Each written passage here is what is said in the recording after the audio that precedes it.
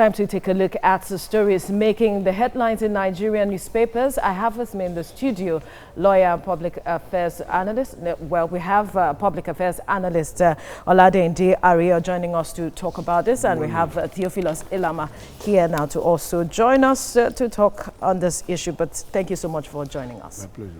All right, we head straight to the papers now, and I begin with the Daily Times. Power, federal government, electricity, workers meet to avert strike. All parties involved agreed to settle all issues within 60 days. Labour Minister, we're still prolonging the evil days, says NUEE. And to the front page of the News Direct, NNPC technical partners begin rehabilitation of refineries as Minister launches gas network code to expand operations beyond Nigeria. On the front page of the Daily Trust, the Boko Haram fighters kill 30 stranded travelers in Borno. Mother, infant among victims, others abducted. All Boko Haram captives will be freed. Buhari. And on the blueprint, we have Zulum. 30 lives were lost in fresh Maiduguri attack. Says, I am being pushed to the wall to say the truth. No, 10 people were killed. The military will rescue all abducted children. Others, Buhari, to suspected kidnappers mobbed in Nundu. Theophilus. All right, we'll look at the Nation newspaper. It says here, Southwest governors to sign Amotekun bill on Friday. House of Assembly begin legislative work. Fire ministers outfit to protect all residents. The Daily Sun says, Boko Haram hits hard. 30 killed, scores injured, women kidnapped. Military confirms 10 dead. Attacks cowardly, says Buhari. All right, we'll be looking at that story, and we'll take it from the front page of the blueprint this morning. The resurgence of attacks on victims by Boko Haram. 30 lives lost, but then the military is saying, no, it's just 10 people that were killed. I wonder how this comes to you, Mr. Ariyo, because a life matters. That's a very unfortunate statement to have made, and it reflects a lack of passion and empathy for people anywhere in the world. A life is important. Every life is important. If they had nothing to say, they could have just kept quiet instead of now contesting over how many people were killed. Who benefits from whether they killed 1, 2, 3, 5, 10, or 30? And the governor who was on ground, so to say, he's saying gave the figures, and he went on to say that it was being forced to say the truth. Why are we going through this route again?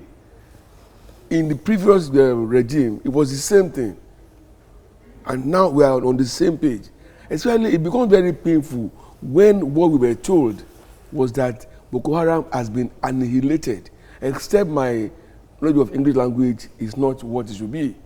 When you say annihilated or decimated, it means they've been so wounded that they can no longer cause damage. It started with technically defeated. That's what I'm saying. They cannot, I mean, but now, they're not just hitting soft targets.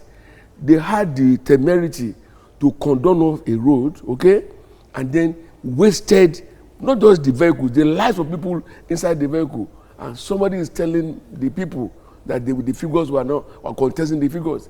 Now, is that what matters? Is that what matters? One wonders. It's painful. And coming from the president again now that it's they going will to recover all the abducted victims all the will be Chibok free. girls that were taken away, where are they? Elisha Ribu, where is she? I mean, they should stop giving us these cock and bull stories. Be real with us. We are human beings. We have blood. We have brain, which you can reason. We may not be in power, but the government is there at our BS. One wonders what the truth is, that the governor is saying he's been pushed to speak up. Well, perhaps we had more figures than he even disclosed. Perhaps they did more mayhem that was reported. Who knows? Unfortunately, it's the same political party, right? At the state and federal level, there should be cohesion and agreement. But when we are giving discordant things like this, it speaks of something else. That governance is not in harmony. And if they're not in harmony, we won't get good results. Despite all the humongous sums of money that's been thrown into this Boko Haram thing, we don't seem to be making progress. And it's high time somebody said that to us in government. Every day you wake up, one bad news or the other from one angle and another. And it has not become the norm to wake up to bad news or people being murdered there, being killed there, or set ablaze. We can't carry on that way. Well, looking at the amount of money you talked about, was about going there. But in all of this, are we treating this with kids' glove? Are we, with our policies, with our actions, help propagate or aid the spread of this insurgency in that part of Nigeria? I can see some lethargy, both in our intelligence gathering, in our execution, right, of the policies that are put in place, or our war strategies, and of course in reacting to Boko Haram. Warfare has left the level where we are now practicing. We should deploy technology to spotlight where they are and then go for them before they come for us. But unfortunately, they seem to be having the upper hand. We just launched some helicopter gunfighter jets recently in Abuja, and one wonders, isn't that how is that going to boost the fight? Because the government says it is making efforts to fight terrorism, and it's also talking about recruiting, more police officers. And but then there has been clamor for, restructuring the security architecture. Removal of the service chiefs. Perhaps. But it doesn't seem that the government is looking in that direction. Well, the problem for me is this. You are the CEO of a company. Consistently, the company is not making profits. The real owners, the board, they will meet and tell you to step aside. Okay? There are younger elements in that system who have gone through some trainings. Why don't they allow them to come to the fore? I don't believe that this set of service chiefs will see us to our promised land over this battle. Allow other people to come on board. So it reflects our commitment, our sincerity towards this fight. So when those ones come, they will bring in new strategies, new approaches. And then, is that how we'll keep changing? Over the years, they've been there for 5 years. Over the years, we've had changes in the military cadre. We've had people retired, and we have new blood coming and all of that. What has changed? What has changed? Let me tell you, these ones have been the longest in office, okay? Unfortunately, during their era, when we were supposed to have overrun Boko Haram instead has been consistently dealing with us.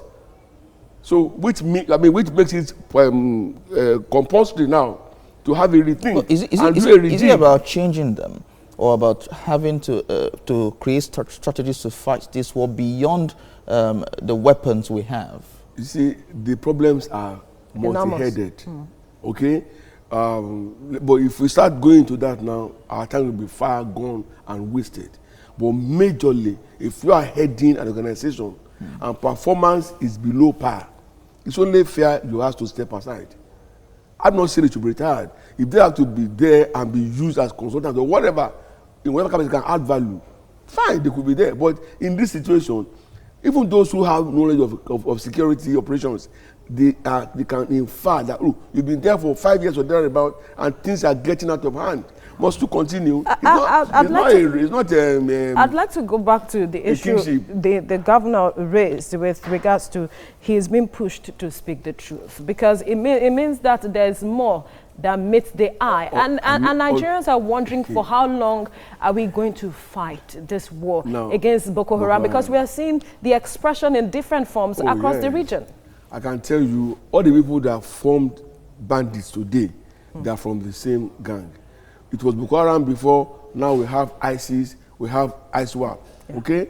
All on the same battlefield. Again, you keep asking or wondering, how are they getting their supplies? How are they getting their men? It's like they are manufacturing men. Because when people go and say, oh, they've killed 1,000 of them, they've killed that number, this figure, or you think, okay, they are going down. They come up again and wreak more havoc. On social media, there are so many videos showing you Boko Haram deploying in their numbers to attack.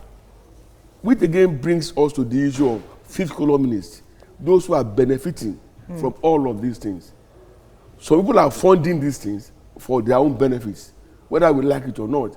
Maybe one day, somebody who knows will be courageous enough to say, look, you guys are in charge of this, you are the one causing me. One day. And then the government will go after them and put a stop to it. Because when they don't have resources, money for instance, to acquire all the equipment and still pay their full soldiers, they won't have all the capacity to do all these things they are doing to us. And that is a critical point. How do they get their supplies? Is it through by road or by sea or by air? And who are behind that? Lately, hands are being put at the Turkey. If it is true, governments should go after the Turkish government. Yes, they cannot continue to make Nigeria a war zone. It's taken us over 10 years now. Lives have been lost, wives have become widows, children have become orphans, families have lost their breadwinners. And the number of displaced keeps increasing. And we're not talking of they were 30, they were 10. Doesn't matter. We must do everything to put an end to all of these things. All right, now we'll leave it at this point. Oladehinde Ariyo, thank you for speaking with us. My pleasure.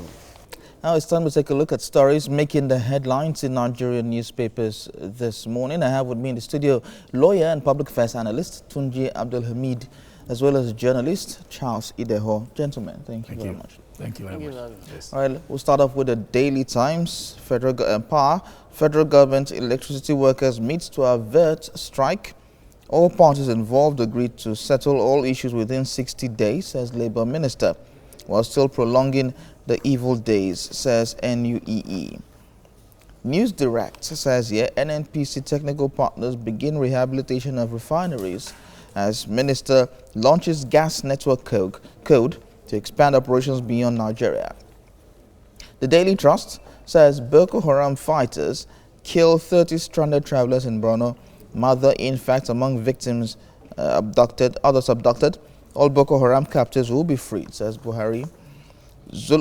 Blueprint says, Zulum, 30 lives were lost in fresh Maiduguri attack, says, I'm being pushed to the wall to say the truth. No, it says here, no, 10 people were killed, says military, will rescue all abducted children, others, says Buhari, two suspected kidnappers mobbed in Ondo State. The Daily Sun says Boko Haram hits hard. 30 killed, scores injured, women kidnapped. Military confirms 10 dead. Attacks cowardly, says Buhari. The Nation newspaper is saying Southwest governors to sign Amotekun bill on Friday. House of Assembly begins legislative work. Fayemi says outfits to protect all residents. So we will stick with the story in the News Direct. Says here, NNPC technical partners begin rehabilitation of refineries as Minister launches gas network code to expand operations beyond Nigeria. Gentlemen, we're back to rehabilitation of refineries this year. What do you think?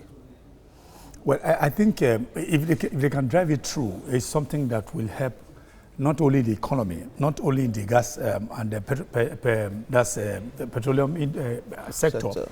It can also help the country, because the problem we're having is that we're only doing extraction, the crude, and then taking this crude out for refining, then bringing same back to us to sell, which is exactly why all these are put. You have the landing costs, you have all the costs at the building, and that's why you have a liter of petrol costing as much as 183 naira per liter. Of course, the federal government is also subsidizing. That's what we are selling at the pump, the sales point at about 141.5. So if we are able to look at how indeed have the political will, leave politics all aside, and then deal with those people who are profiting from it, then do something about actually rehabilitate them, even if not all of refining our local need, but at least a percent of it. I'm sure we should have a semblance of peace in that sector in times to come very soon. All right, well, we're back to rehabilitation of refineries, overhead cost and all of that. We always do this almost every year. Isn't it time we have our own fully functional refineries? Probably build something. I was expecting that as well, because I remember when the president came into power in 2015, one of his first things he said is that all the refinery will be put to work again. And then I am aware that even before the president, the current government, we have always been putting money in that sector in terms of turnaround maintenance. And I have not seen anything turn around all this while. So if we are able to turn around this refinery, it will help us a lot. It will reduce our cost. You remember we have subsidy that's been spent on refinery oil abroad, and these are major source of income.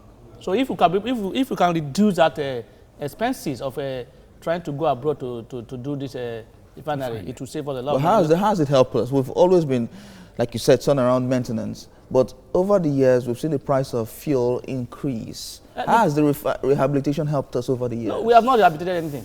We have only been saying it on paper. We have not, if I've done it, we won't be going abroad to do most of this refinery.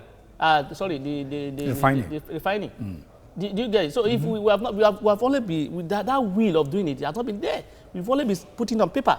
This government will come and say that I will ensure that the refinery works. This one will come and say I will ensure that all this why I don't even know where the money is going to. Okay, so do we actually have to wait for refineries to be built? What about the likes of modular refineries? Modular refineries, they all have their advantages. They also have their disadvantages. For instance, there were 18 countries were licensed as far back as 2003 to establish modular refineries. Yeah. What does modular refinery mean? Just is a little quantity. For instance, the K2, you don't have to refine for the whole country.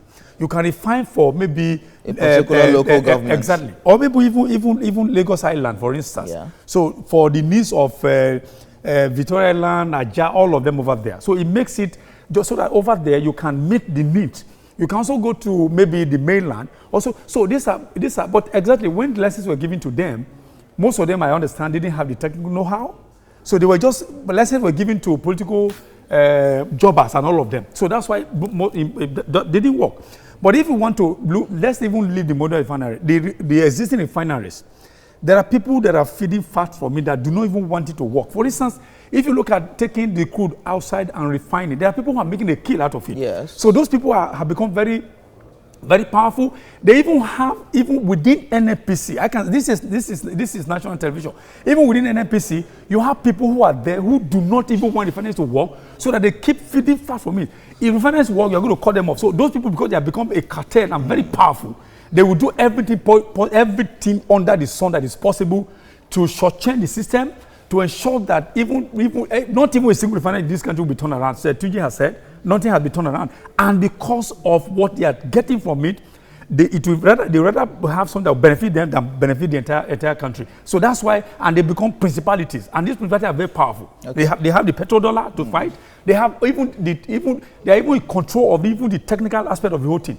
So when you just vote money, it becomes a political statement, because there are people who have been saddled with responsibility of even doing this, but they won't allow it to work, and that's why we're where we are. Except the government has a will to deal with them, to do a proper investigation, also again, intelligence gathering to know who they are, and fit them out of the system. If not, it's going to be a political statement even till their kingdom come. All right, gentlemen, thank you very much for talking to us on this. Thank you so much. I have with me in the studio lawyer and public affairs analyst Tunji Abdulhamid, as well as journalist Charles Ideho. Good morning, gentlemen. Good morning. Thank you for joining us. All right, we head straight to the papers now, and I begin with the Daily Times. Power, federal government, electricity workers meet to avert strike. All parties involved agreed to settle all issues within 60 days, Labour Minister. We're still prolonging the evil days, says NUEE. To the front page of the News Direct, NNPC technical partners begin rehabilitation of refineries as Minister launches gas network code to expand operations beyond Nigeria. And on the front page of the Daily Trust, the Boko Haram fighters kill 30 stranded travelers in Borno, mother, infant among victims, others abducted. All Boko Haram captives will be freed, President Buhari. And on the front page of the Blueprint, Zulum, 30 lives were lost in fresh Maiduguri attack, says, I am being pushed to the wall to say the truth. No, 10 people were killed. Military will rescue all abducted children, others. Buhari, 2 suspected kidnappers mobbed in Ondo. And on the front page of the Nation newspapers, Southwest governors to sign Amotekun bill on Friday. Houses of Assembly begin legislative work. Fire me outfit to protect all residents. We'll be looking at that story shortly. And finally, on the front page of the Daily Sun, Boko Haram hits hard. 30 killed, scores injured. Women kidnapped. Military confirms 10 dead. Attacks cowardly, Buhari. Gentlemen, we'll look at the story on the front page of the Nation newspaper, talking about governors to sign the Amotekun bill on Friday. Some will say, heave a sigh of relief. Finally, this bill is going to be signed. How do we move from here now? I'll start with you, Mr. Abdul Hamid. Yeah, what are the legal implications now, saying that the bill will be signed into law? But his state is not part of Amotekun. I'm not part of Amotekun. But the thing is to join Amotekun. I'm from the north. Kwara. Yeah, I'm from the north. You see, the Amotekun issue is a child of necessity. And then, and because of that, I think that's why we are trying to even accommodate it in our system. The bill is a good thing because the issue before now has been that there was no legal framework for its establishment. Even though people have tried to, all the issues, things that are supposed to be the issues are being laid to rest because they are looking at, we need this security. There's a lot of insecurity in the country, and there's need for us to fortify our forces and then those personnel that will do the job. Yeah, you see, I'm not aware. Well, the states, are they doing it together, the debate together? Of course. Because each state... It's going to be adopted. It's going to be adopted by each state. What I'm saying that I know for you to pass a bill into law, it must go through 5 stages. Have those stages been passed? I'm not too sure. It must go to the House. The governors must have met to agree on... There must be first reading.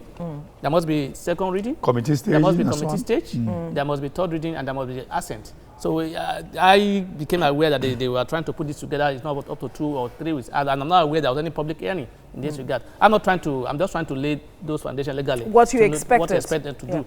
They should do the right thing. But I also, this argument by some people that issue of security is in the exclusive list. Can the state legislate on it? That has been dealt with earlier when the AJF came up. That's why I said we are trying to accommodate this, looking at the situation in the country. It's inevitable. We need this security. Because to me, the objective of this Amotekun seems to be like a duplication of work, like DSS work and other agencies already in the system. Since they are more of gathering intelligence. Exactly. But at least we need, what we should be working on is to decentralize our system. Ensure that each state or region has their own security outfit to be able to monitor their situation in the country. All right, Charles, Houses of Assembly begin legislative work. Now, just talk to us. So how do you see us moving from here now? But what I think the initial fear and concerns people raised, the respective governors and states have looked at them. Were initially afraid, loosely used, that there was no legal framework backing them. So you see that even between when Amotekun first broke and now, a lot of things have gone on that most of all may not be aware of.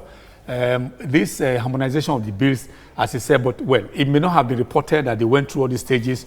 But I also think there's also a window to expedite actions on anything, particularly when it's of national concern or urgent concern. All this can be done. So, and I also want to praise Southwest because this issue of regional policing starting from Southwest, because anything that starts from Southwest, most cases, most of them always receive that kind of strategy. The strategy will also make it sophisticated. So I do believe that because it's needed as we speak, the policing of the entire country can no longer be done from the center. Yes, he said that security aspect is in the exclusive list. But again, you also have a window of state government wanting to say, okay, we want to protect the life and property of our people. Absolutely. It may not be police. That's why they're coming with a nomenclature that is not police. It's Amotekun. That's to protect the life and property of our people and also to share. Because it's also like what they call the community police you're talking about. So you can gather information and share same with the national police. And we see other states trying to adopt that already as well. But it's also going there. So but the issue of funding is very paramount. Critical. How would they do the funding? It was silent on it. The bill was silent. But that's very important. But that's very, very important because funding. For instance, even if you look at funding on the one under, then tied to funding is the issue of remuneration. How do you remunerate somebody in Lagos? I'm talking in Lagos that you have life here is very, very, very, very high, high cost of living, and the person in Ondo or Ekiti. So will you pay them? The governors are to determine that. No, these are will they be parity? These are the things we have to look at to ensure that we give it the shot that's required for it to be able to come. Once it's there, all of us can go to sleep with our 2 eyes closed, as all right, say here. Gentlemen, we have to leave it at this point, but thank you for your contribution on the topic.